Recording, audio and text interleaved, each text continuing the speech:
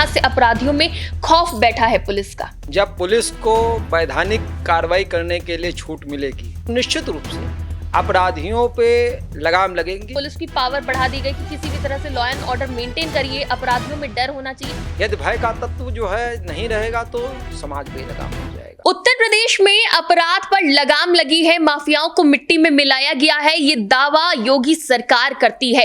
लेकिन इस दावे में कितना दम है, आखिर किस तरह से बदली है पुलिसिंग, किस तरह से अपराध पर लगाम लगाई गई है, आज इसी पर बात करने के लिए हमारे साथ आईजी सीआईडी अखिलेश निगम जी मौजूद हैं। उन्हीं से ही जानते हैं। सर, आपका बहुत बहुत स्वागत है। जब हम बात कर रहे हैं स्मार्ट पुलिसिंग की, अपराध पर लगाम लगाने की, प्रदेश के मुखिया सीएम योगी आदित्यनाथ लगातार ये दावा करते हैं कि हमने अपराध पर लगाम लगाई है। आपको क्या लगता है, ऐसा कौन सा चमत्कार हुआ है या फिर ऐसा कौन सा बदलाव आया है पुलिस सिस्टम में कि अपराध पर लगाम लगाने में आप लोगों को मदद मिली है? किस तरह से अपराधियों में खौफ बैठा है पुलिस का? देखिए, यह सत्य है, जब पुलिस को वैधानिक कार्रवाई करने के लिए छूट मिलेगी, जब भी है, मैं किसी सरकार पर नहीं कहूँगा, तो जब वैधानिक कार्य करने के लिए जो है छूट मिलेगी तो निश्चित रूप से अपराधियों पे लगाम लगेंगी। हमारे पास ऐसे ऐसे कानून हैं, विधिक शक्तियाँ हैं, वो हो गए। और एक इसको दो तरह से मैं जोड़ता हूँ। अपराध मुख्य रूप से दो प्रकार का होता है, एक शारीरिक अपराध, दूसरा है संपत्ति संबंधी अपराध। मेरा मानना है, इस संबंध में कॉन्सेप्ट में मैं जाऊं, जब शरीर संबंधी अपराध है तो शरीर को दंड मिलना चाहिए, लेकिन जब संपत्ति संबंधी अपराध है तो शरीर को तो दंड मिलना ही चाहिए, साथ साथ में उसने जो अवैध ढंग से संपत्ति अर्जित की है, वो गलत ढंग से अर्जित की है, संपत्ति को भी दंड मिलना चाहिए। मैं समझता हूं कि यदि कोई माफिया व्यक्ति है, भू माफिया है या किसी तरह का है, भ्रष्टाचारी व्यक्ति है, तो यदि उसने अवैध ढंग से संपत्ति अर्जित की है तो उस संपत्ति को भी जो है दंड मिलना चाहिए। मैं समझता हूं कि सबसे बड़ा परिवर्तन यही आया है कि आज जो माफिया या जो है भ्रष्टाचारी हैं, उनकी संपत्ति को दंड मिल रहा है, वो किसी भी माध्यम से जो है मिल रहा है। तो ये भय आ गया संपत्ति माफियाओं के संबंध में कि यदि अगर जो हम गलत करेंगे, यदि हम अवैध ढंग से संपत्ति अर्जित करेंगे तो निश्चित रूप से मेरी संपत्ति जो है मिट्टी में जमी दोष कर दी जाएगी। यानी कि जो एक्शन लिया जा रहा है, फास्ट एक्शन, उसका भी असर है, साथ ही जो सजा का तरीका बदला गया है उसका भी असर है। लेकिन देखिए, सजा तो पहले से मिलती आ रही थी। कमिश्नरेट का असर मानते हैं या फिर पावर बढ़ा दी गई, पुलिस की फ्री हैंड दे दिया गया कि आपको लॉ एंड ऑर्डर मेंटेन करना है, तो इसका असर मानते हैं कि जो पुलिस की पावर बढ़ा दी गई कि किसी भी तरह से लॉ एंड ऑर्डर मेंटेन करिए, अपराधियों में डर होना चाहिए, किस चीज का असर मानते हैं इतने बड़े बदलाव के पीछे? बिल्कुल, जो आप ये कहें, देखिए कोई भी है, हम परिवार से शुरू करें। यदि परिवार में प्यार के साथ साथ अगर जो हमारे बच्चों में अगर जो भय का तत्व नहीं रहेगा तो बच्चे बेलगाम हो जाएंगे। आप परिवार से शुरू कीजिए। जिस परिवार में जो है अंकुश नहीं रहेगा, निश्चित रूप से बच्चे बेलगाम होंगे। वही समाज की स्थिति है। यदि समाज में भय का तत्व नहीं रहेगा, प्यार भी एक तरफ है, सुरक्षा भी एक तरफ है, लेकिन भय का भी तत्व है। यदि भय का तत्व जो है नहीं रहेगा तो समाज बेलगाम हो जाएगा। तो निश्चित रूप से जब जब भय का तत्व कम हुआ है, साइकोलॉजिकल अपराधियों में भय होना जरूरी है और उनके अंदर ये होना चाहिए, यदि हम गलत कार्य करेंगे तो निश्चित और निश्चित 100% सजा मिलेगी, हमारे खिलाफ एक्शन होगा। तो निश्चित रूप से इस समय जो हमारी वर्तमान सरकार है उस पर कार्य कर रही है, जिसकी वजह से जो है जो हमारे अपराधी तत्व हैं उनके हौसले पस्त हैं। अखिलेश जी, आजकल बहुत ज़्यादा बदलाव आ गया है, डिजिटलाइजेशन के ज़माने में अपराध भी अब डिजिटल तरीके से हो रहा है। ऐसे में हमारी पुलिस भी डिजिटल हो चुकी है। कहीं पर भी बैठे हुए एफआईआर दर्ज करानी हो या फिर जो है कोई समाधान लेना हो, वो भी पुलिस से जो है हमें मिल जाता है। लेकिन जो अपराधी हैं वो भी काफ़ी शातिर हो गए समय के साथ।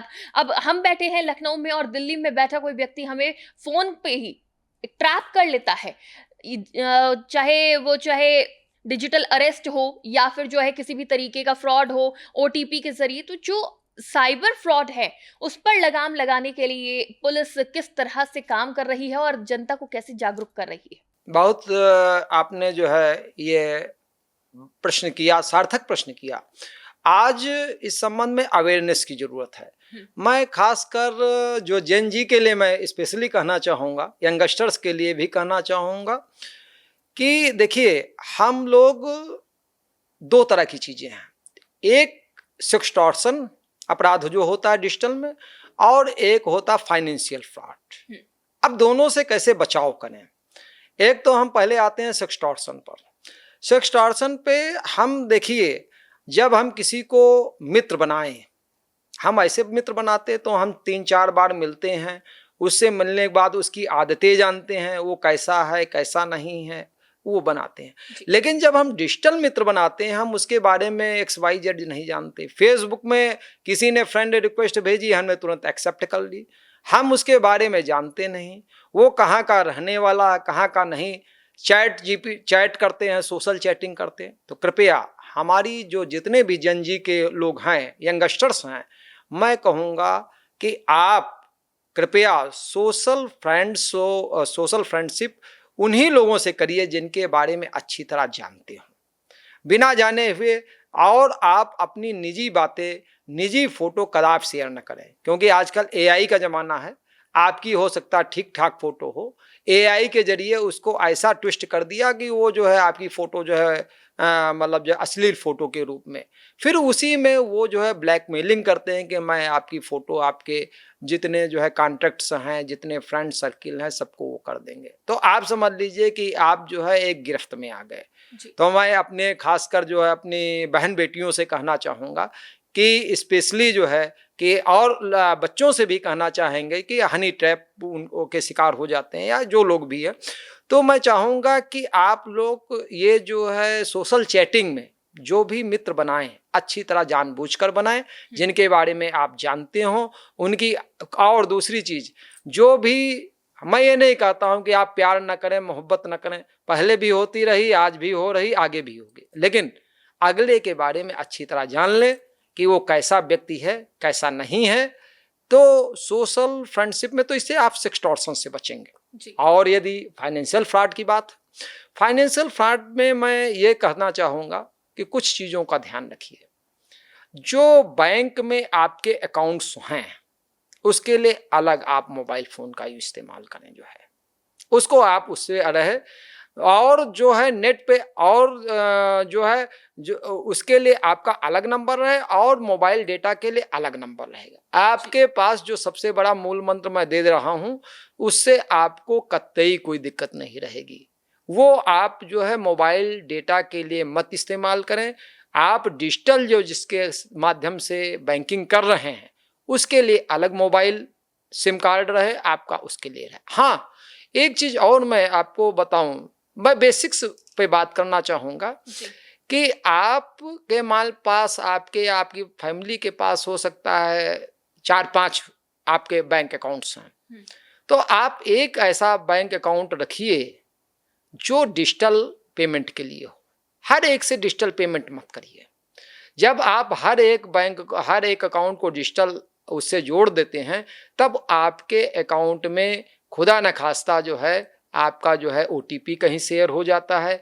कहीं अगर जो हाईजैक होगा तो सब कॉन्टैक्ट्स चले जाएंगे। APK फाइल्स आती हैं, अनावश्यक लिंक आपने वो कर दिया तो वो चला जाएगा। तो ये हमको बचाव करने हैं। कभी कभी क्या होता है, नौकरी का झांसा दिया जाता है। गूगल डॉक्स ऐप के माध्यम से आपसे जो है सरकारी नौकरी के लिए, प्राइवेट नौकरी के लिए फॉर्म भरवाए जाते हैं। उसमें आपका जो है ATM कार्ड नंबर या क्रेडिट कार्ड नंबर ये ले लिया जाता है, CVV नंबर ले लिया जाता है, OTP ले लिया जाता है। तो कृपया गूगल डॉक्स ऐप पर इस तरह की सूचनाएं बिल्कुल वो मत करें, शेयर न करें कोई भी। और एक चीज़ और बता दूं आप सभी को कि कोई भी धमकी दे रहा है कि मैं FIR कर दूंगा, आपके खिलाफ ये कर दूंगा, कोई भी FIR ऐसे नहीं होती है। कोई यदि अपने को कभी कभी कहते हैं जो डिजिटल अरेस्ट में धमकी दी जाती है जी। हर एक उसका, जितनी भी साइबर क्राइम है, 2 ही बेसिक तत्व हैं। एक ग्रीड अर्थात लालच, दूसरा भय, फियर, GF जिसको हम बोलते हैं ग्रीड और फियर। तो हम दोनों चीज से लालच में न पड़े।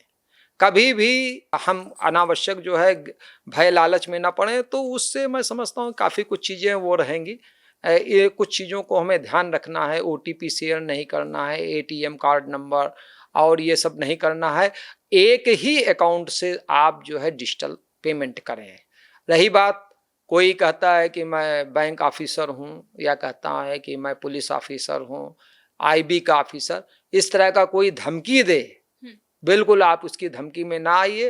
कोई भी इस तरह मोबाइल पे कोई भी अधिकारी आपको नहीं कहता। यदि कोई चीज होती है उसके लिए आपको नोटिस जाती है, नोटिस के माध्यम से वो होता है, या लोकल थाने के माध्यम से आपको बुलाया जाएगा, जांच प्रार्थना पत्र या कोई भी चीज मतलब हो। फिजिकली तौर पर बुलाया जाएगा, आपको ऑनलाइन आपके ऊपर कोई कार्रवाई नो नो नहीं होगी, ना ऑनलाइन ही कोई बेल के कार्रवाई का पैसे कोई मांगे वही नहीं जाएंगे। है। बिल्कुल। जी, मतलब पुलिस कभी पैसे नहीं मांगती है जी और हाँ। कभी ऑनलाइन एक्शन नहीं लेती है, आपको फिजिकली वहां पे बुलाया जाता है, उपस्थित होने के लिए कहा जाता है। बिल्कुल बिल्कुल। बिल्कुल, बहुत बहुत शुक्रिया अखिलेश जी। तो उम्मीद है आपको समझ में आ गया होगा कि किस तरह से आप साइबर फ्रॉड से बच सकते हैं और किस तरह से हमारी पुलिस अपराध पर, अपराधियों पर लगाम लगा रही है। फिलहाल के लिए इतना ही। देखते रहिए टीवी 24 नेटवर्क।